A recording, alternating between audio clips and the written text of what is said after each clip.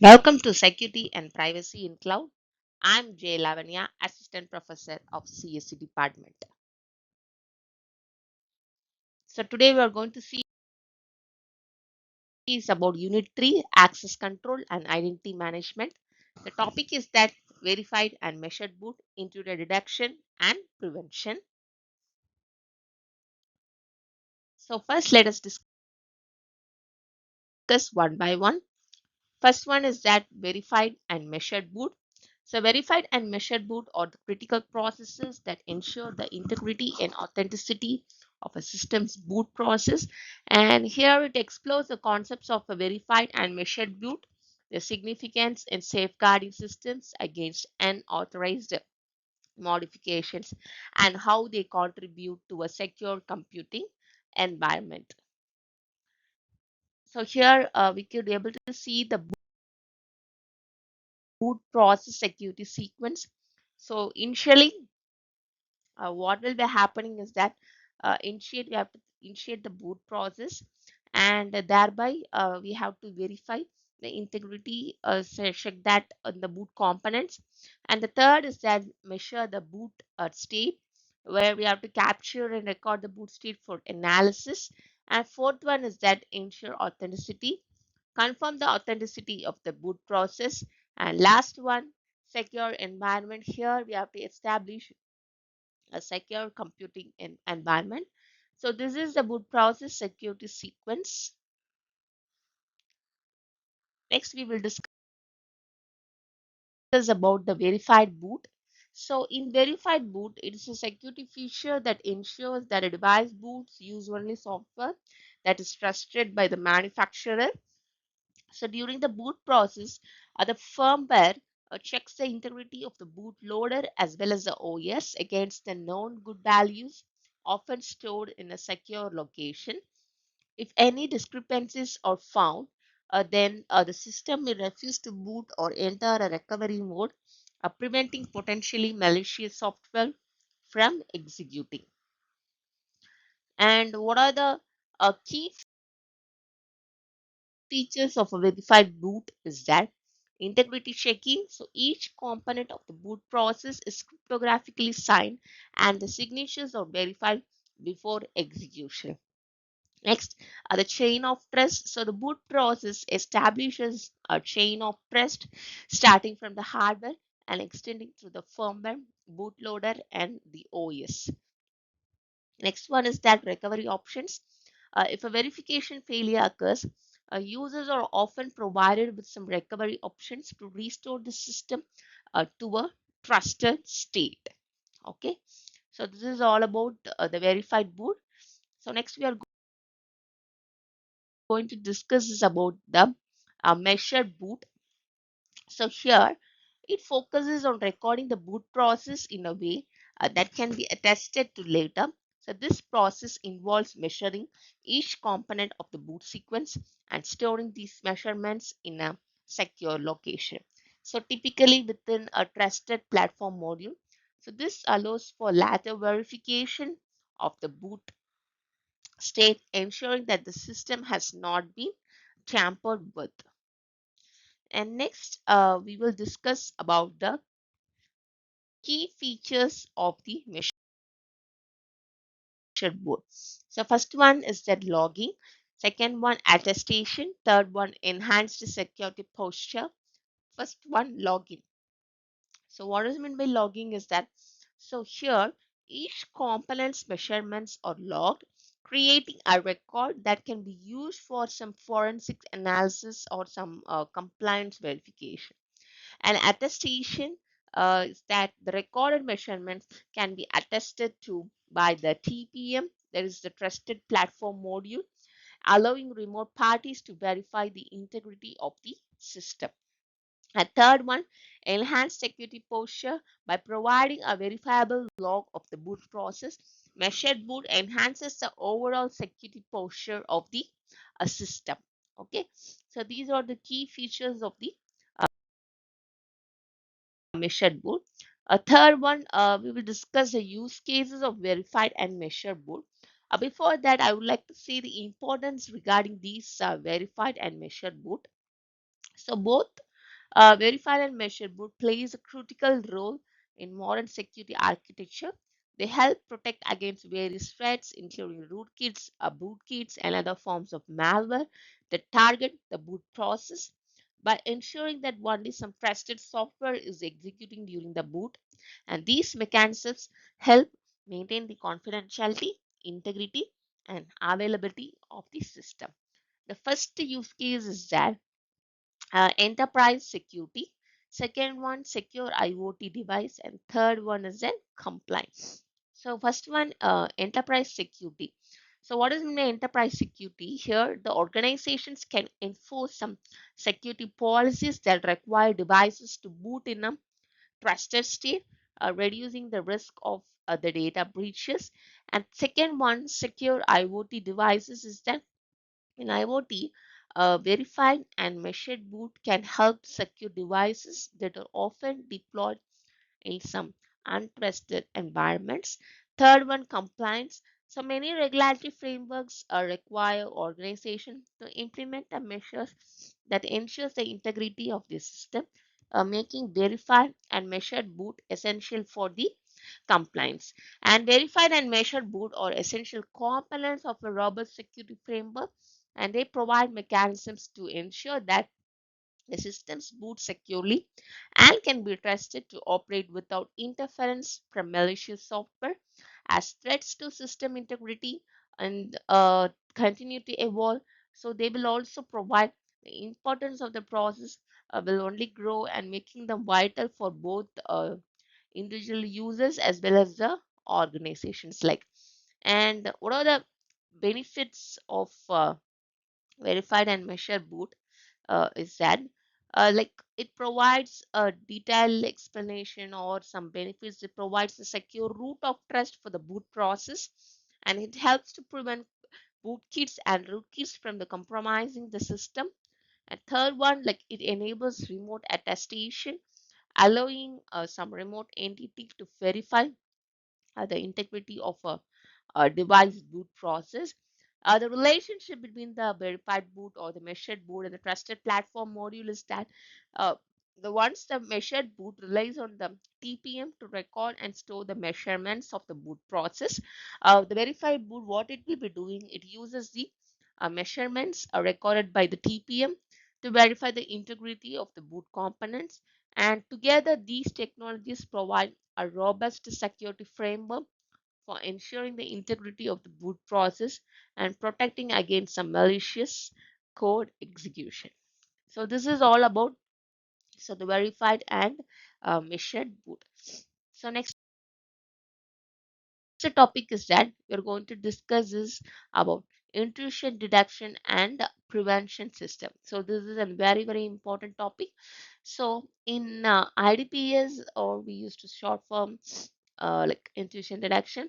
So intrusion detection, it's a defined system that monitors the network and scans it for possible threats to alert the administrator and prevent some potential attacks.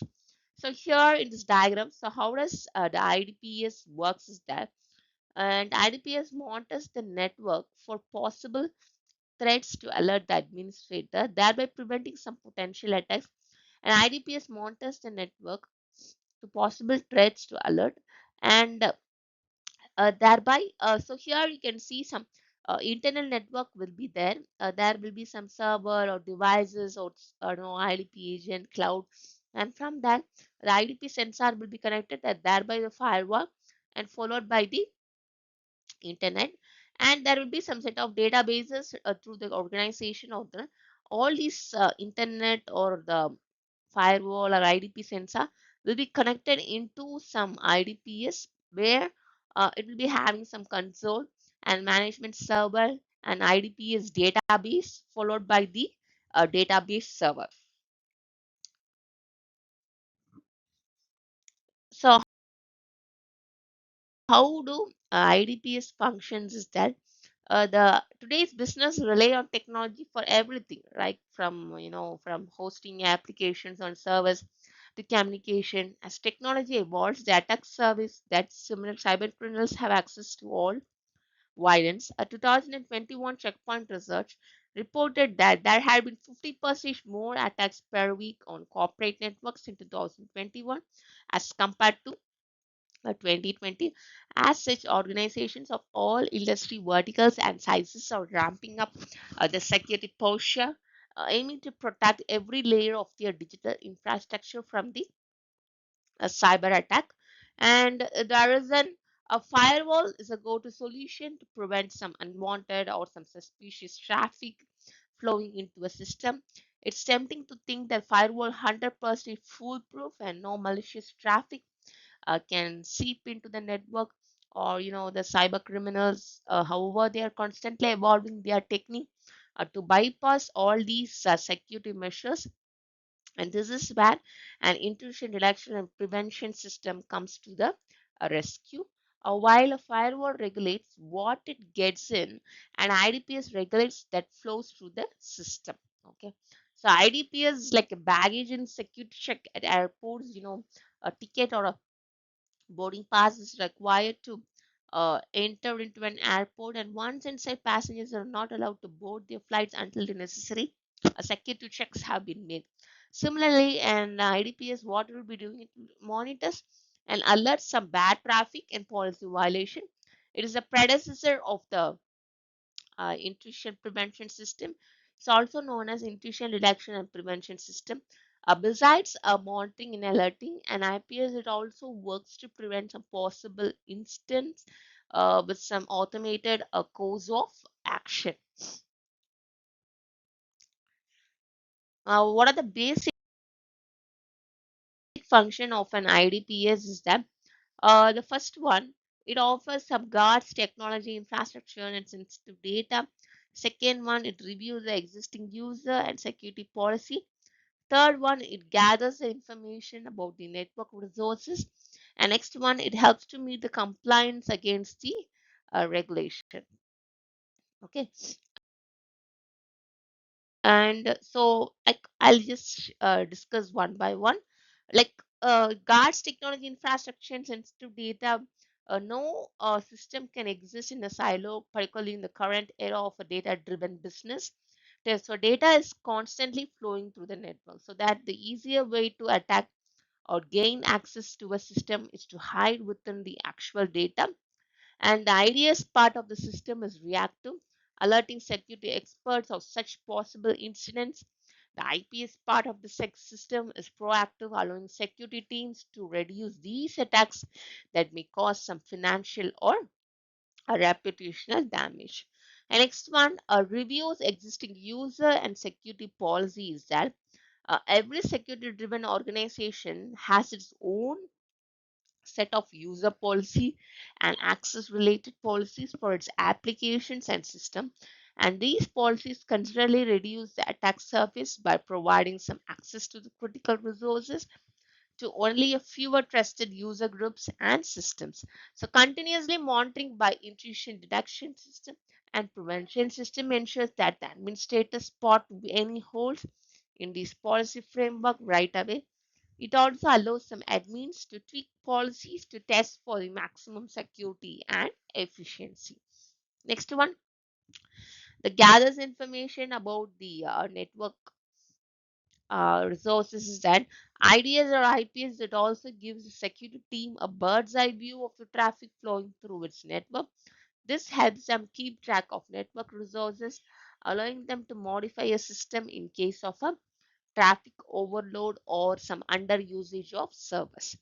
And last one helps meet the compliance regulation is that all businesses, no matter the industry vertical, are being increasingly regulated to ensure consumer data privacy and security.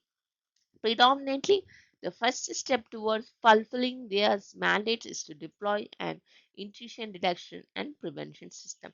So that's the IDPS works by scanning processes for harmful patterns, comparing the system files, and monitoring the user behavior and system patterns.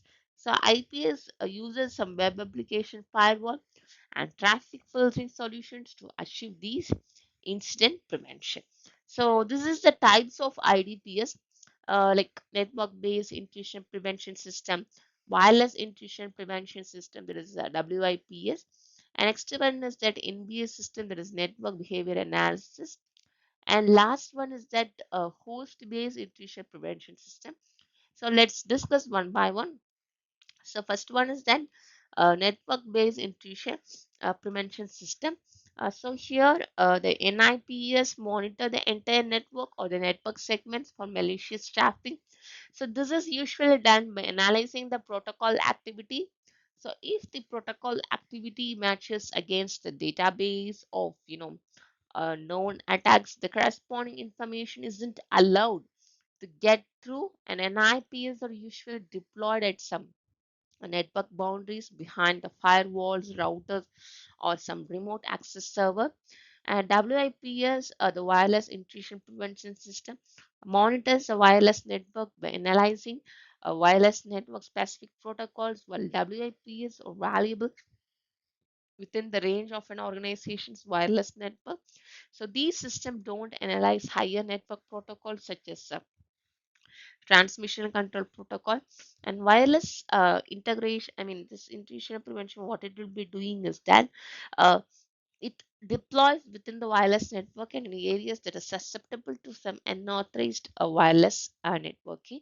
Next one is that network behavior. There is the NBA system.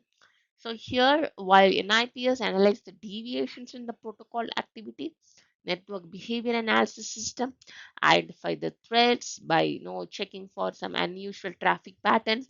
Such patterns are generally a result of some policy violations or malware generated attacks or distributed denial of service attacks. So NBA systems are deployed in an organization's internal network, and it points where the traffic flows between the internal and the external network. And next one is that HIPS. What is in the HIPS is that a host-based intrusion detection prevention. It differs from the rest in that they're deployed in a single host, and these hosts are the critical servers with the important data or some publicly accessible servers that can become the gateways to some internal systems.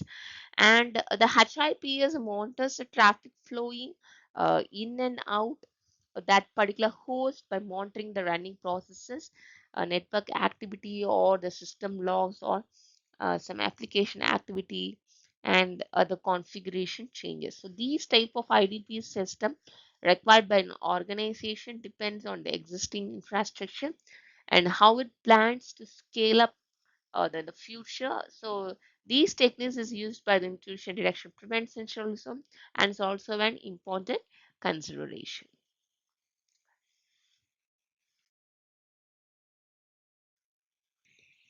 Okay, so let's summarize the types of IDPS. So in network-based IDPS, it's deployed in network boundaries behind firewalls and routers and remote access servers. And the type of activity detected is that here it uses some network transport and application of TCP/IP layer security, and wireless, it uses some within the wireless network. And in the type of activity, this wireless is used for some WLAN wireless protocol activity, and in NBA it is deployed in some internet networks at points where traffic flows between the internal as well as external networks. And type of activity detected is that a network transport and application, TCP/IP layer as activity with the protocol level anomalies. And last one is that host based. Here, the critical server or the publicly accessible server. Here, it uses some host application and OS activity network, transport and application, TCP or IP layer activity. Okay.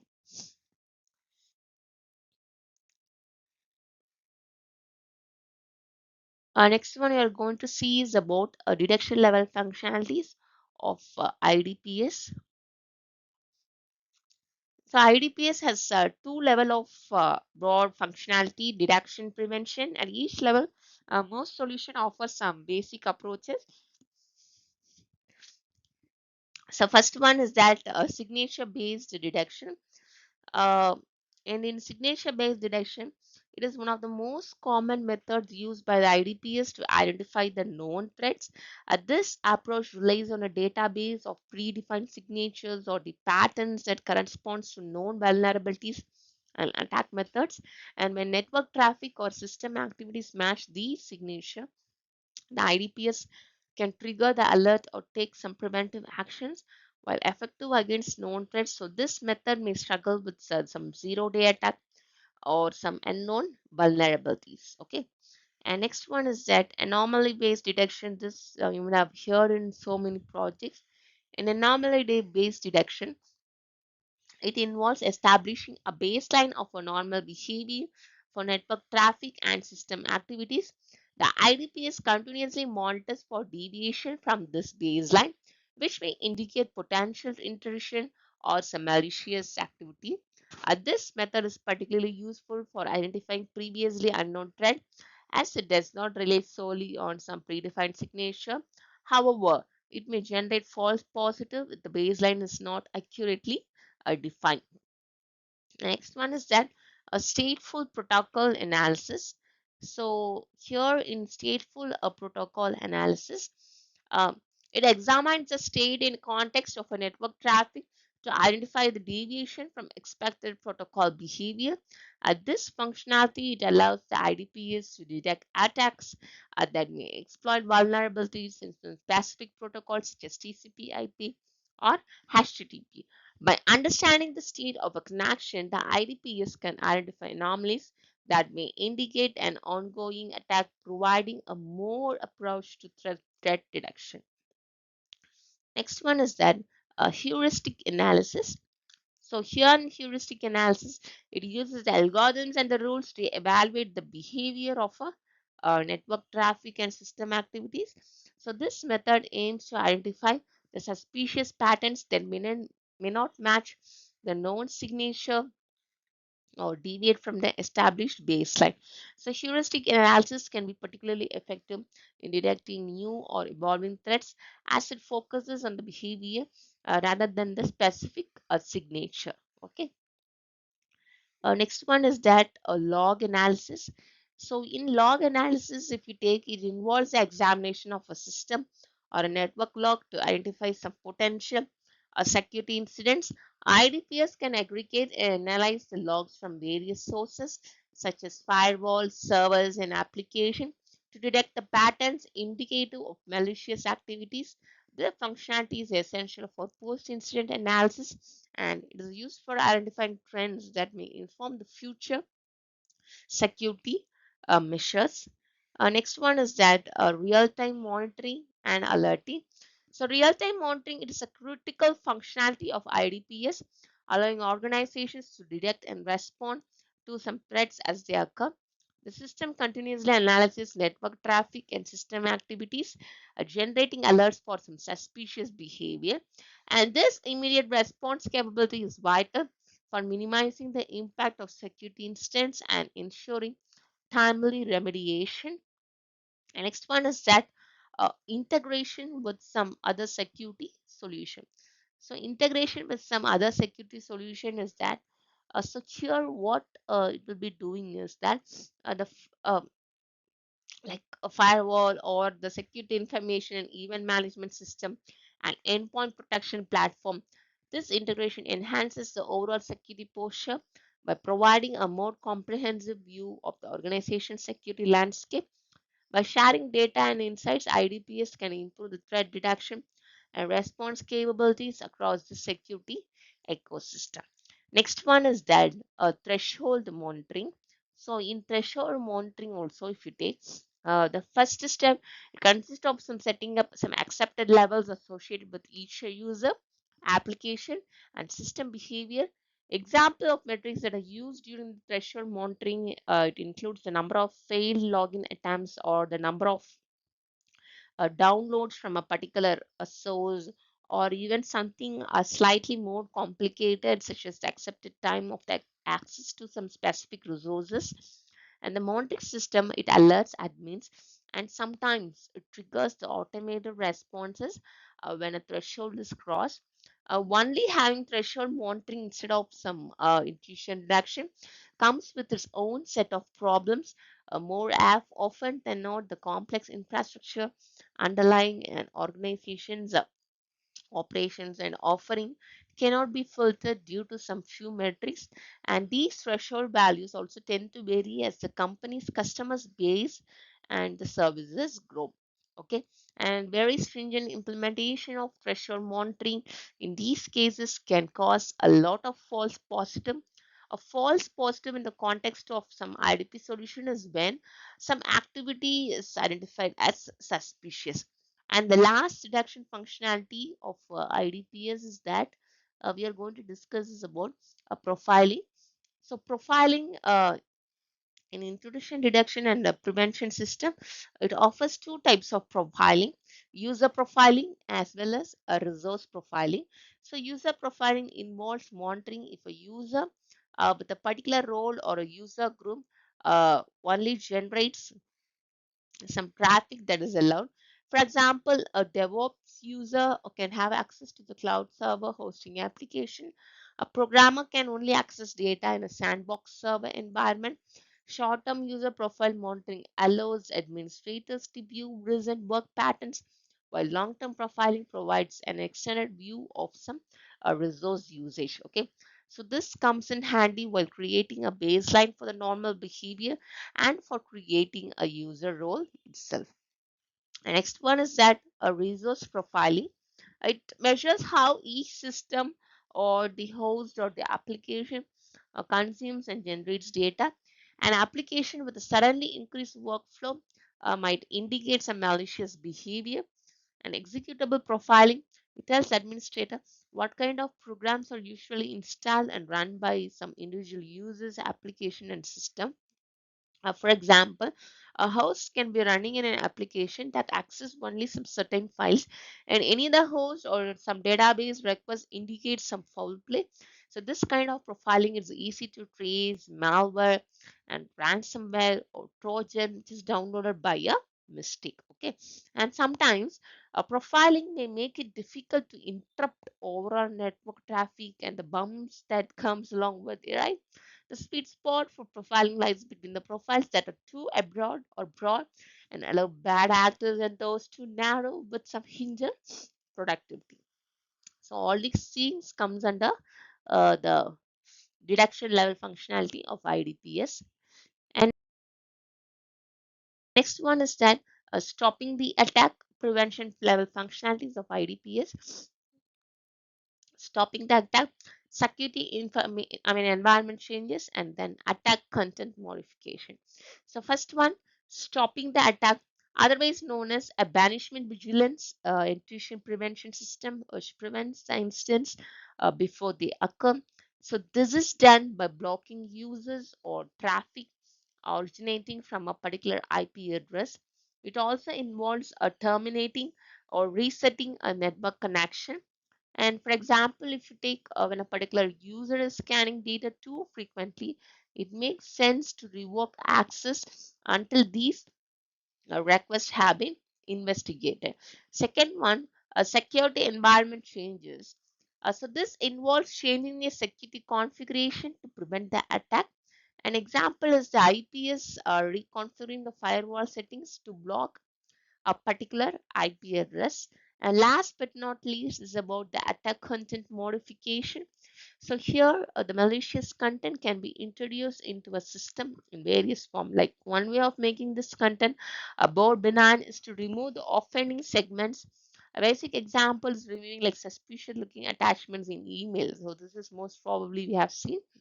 A more intricate example is repackaging incoming payloads to a common or pre-designed load, such as removing unnecessary header information. Okay, so this is all about the prevention level functionalities. And let me say, so as we said, we have seen about the types of IDBs like network based, host based, wireless based, and the methodology used is that like signature based, anomaly based, or hybrid, like both signature as well as anomaly. and the basis like ideas or intrusion reduction system or intrusion prevention system, and what are the functionalities in both the cases we have discussed. And so this is a very very important topic in which where you could be able to learn so many things. And the benefits if you take of using these kind of IDPS is that it scans the activity and respond to the threat without some human intervention, and find the threats that might slip through, and enforce the user and security policy continuously, and submit some compliance requirements. And there are some platform like Ansible automation platform with an IDPS or IDPS. We can able to platform where the organization, whether they are deploying some IDPS rules or whether they are correlating with some SIEM. Yes, so based on the application which you are using, we can able to go through it. And the main, the common example as we have seen is that like Snort or Suricata or host based like OSS Easy and AIDE. Okay, so all these things comes under this category. I hope you might have seen this video very useful. We have discussed about the intrusion detection prevention system and what are the verified and measured boot, and what are the key features of verified measured boot, and what are the use cases of verified measured boot. Yes, I hope you had a clear idea. And similar to that in IDPS also we have seen where it is deployed, what are the types of activity and IDPS types, and what are the functionality and what is the basic functions where it is used, and this IDPS, how does that work? Yes, so real world scenarios and all the stuff where it is commonly used. I hope you have a clear idea on these topics. So thank you all. We will see you in the next video.